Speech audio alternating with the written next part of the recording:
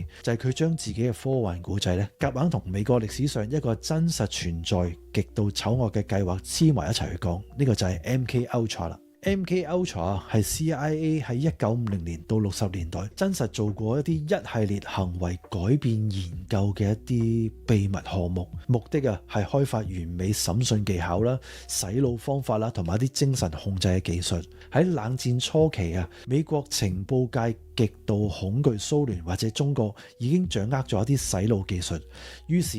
CIA 喺1953年正式批准呢個 MK Ultra 計劃，手段係極度卑劣嘅。首先，佢哋大量使用一啲迷幻藥 LSD， 當事人係完全喺唔知情之下被落藥，然後觀察佢哋嘅精神崩潰同埋服從嘅程度。佢哋做緊一啲感官剝奪嘅一啲實驗，長時間將一啲人關喺一啲冇陽光冇聲嘅房，徹底打亂呢一啲受害者對現實嘅感知，而且咧仲有一啲催眠同埋電擊嘅療法，令受害者包括一啲囚犯啦、精神病患者啦，同埋一啲完全唔知情嘅平民。直到1970年代，美國記者同埋參議院調查委員會先至將